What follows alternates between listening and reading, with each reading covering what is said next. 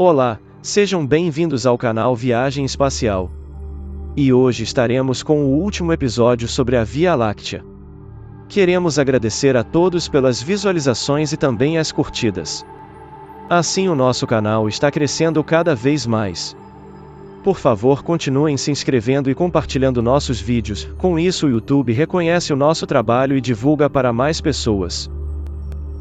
A partir da posição do Sistema Solar, a Via Láctea forma uma faixa brilhante que se estende por 360 graus ao redor da esfera celeste. De fato, a maior parte das estrelas não pode ser definida visualmente, de forma que suas luzes são combinadas em uma luminosidade difusa, cuja distribuição é extremamente irregular.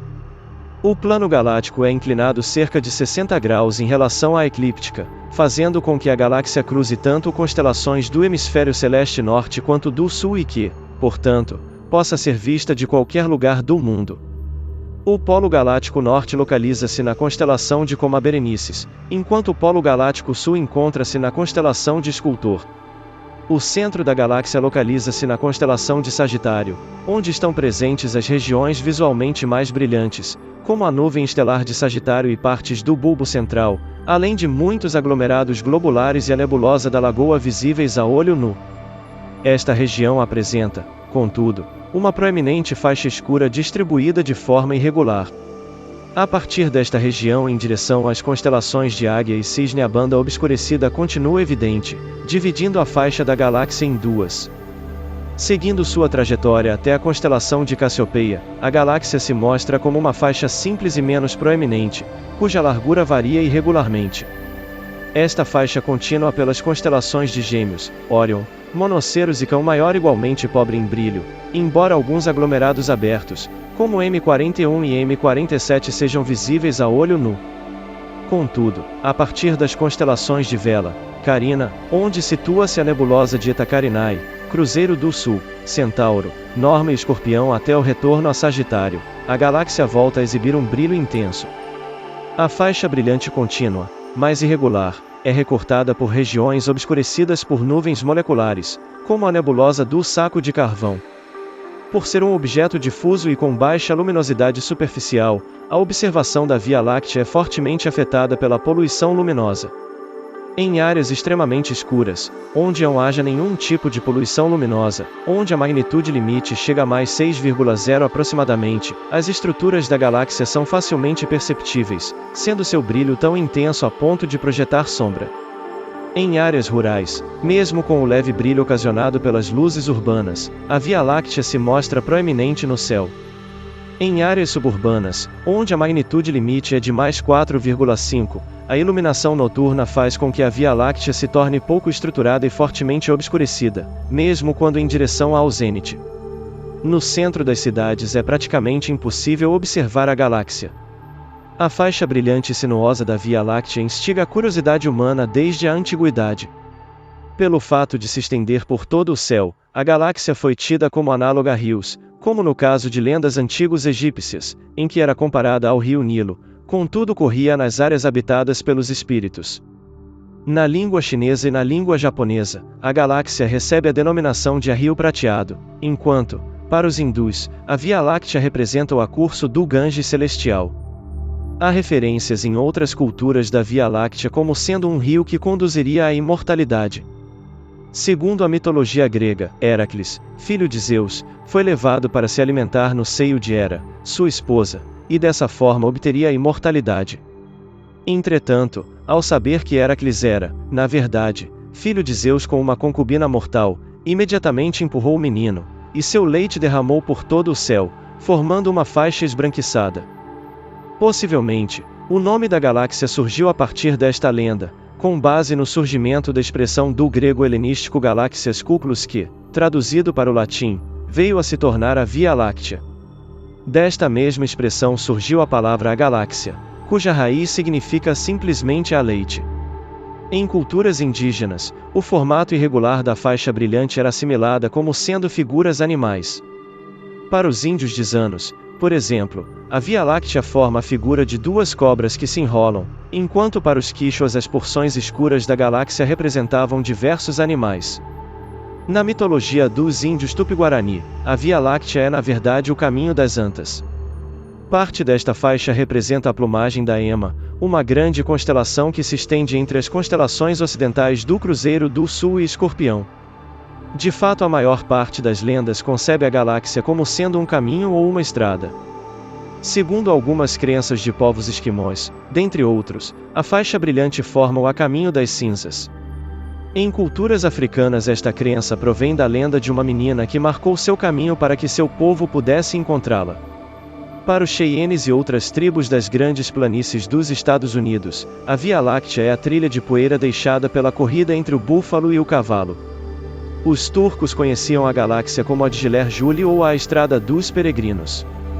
Na Idade Média na Europa, recebia a denominação de a Estrada de Roma, em alusão à sede da Igreja Católica, através da qual se conseguiria o acesso ao paraíso. Na Península Ibérica, a Via Láctea é conhecida também como Caminho ou Estrada de Santiago. São Tiago, um dos apóstolos de Jesus, foi para o norte da atual Espanha para evangelizar. Muito depois de sua morte, começaram peregrinações para o local onde hoje fica a cidade de Santiago de Compostela, a partir de relatos de milagres e aparições. Os peregrinos, à noite, utilizavam a Via Láctea como guia para chegarem à cidade, razão pela qual a galáxia também recebe estas denominações. Mais recentemente, a partir do advento da ficção científica, a galáxia passou a ser o local de viagens interestelares, em que geralmente humanos são capazes de chegar a outros planetas e conhecer outras formas de vida extraterrestre. Isaac Asimov, em sua trilogia Fundação, criou um extenso império galáctico que se estende por incontáveis planetas. Na série Star Trek, a galáxia é povoada por raças alienígenas que possuem domínios em diversas regiões da galáxia. A investigação científica sobre a natureza da Via Láctea data desde a antiguidade. Em seu livro Meteorológica, Aristóteles argumenta que a faixa brilhante era originada de exalações ferozes de estrelas grandes, numerosas e próximas entre si, que acontecia nas partes mais altas da atmosfera. Muitos outros astrônomos, por sua vez, imaginavam a Via Láctea como sendo o resultado do brilho de muitas estrelas distantes e próximas entre si, de forma que sua luz aparecia de forma difusa.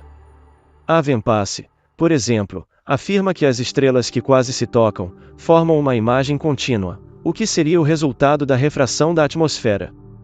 Galileu Galilei, ao apontar seu telescópio para a Via Láctea no ano de 1609, observou sua verdadeira natureza e escreveu em seu livro Sidereus Nuncius que a galáxia de fato não é nada além de um amontoado de estrelas que formam aglomerados.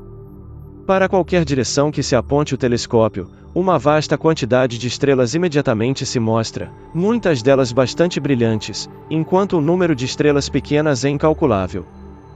Posteriormente, percebeu-se que o Sol estava dentro do grande grupo de estrelas que forma a Via Láctea.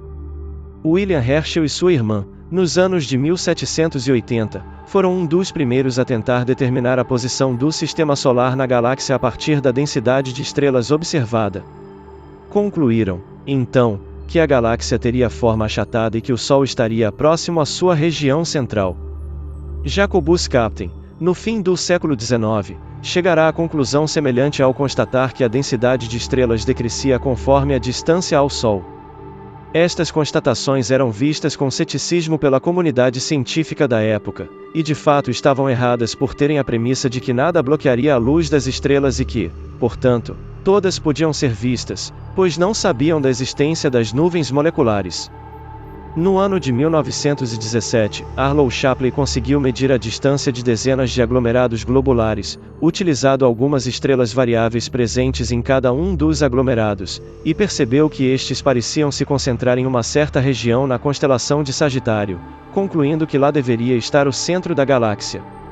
Na mesma época, houve um grande debate entre Shapley e Heber Curtis sobre o tamanho da galáxia e do universo. Shapley havia deduzido o diâmetro da Via Láctea como sendo mais de 300 mil anos-luz, sendo que a nebulosa de Andrômeda e as nuvens de Magalhães faziam parte deste grande sistema estelar. Curtis, por outro lado, argumentava que Andrômeda e outras estruturas espirais estariam muito mais distantes e separadas da Via Láctea, formando a Universus-ilha. A dúvida foi sanada quando, Em 1924, Edwin Hubble, por meio de técnicas refinadas de observação, conseguiu analisar estrelas individuais da nebulosa de Andrômeda e assim calcular sua distância. Então, comprovou-se que se tratava de um sistema composto por bilhões de estrelas, semelhante à Via Láctea, localizado a mais de 2 milhões de anos-luz. Desde então tornou-se comum o uso do termo a galáxia para designar tais objetos celestes. 5 anos depois, Hubble também viria a concluir que as outras galáxias estão se afastando de nós, o que é atribuído à expansão do universo.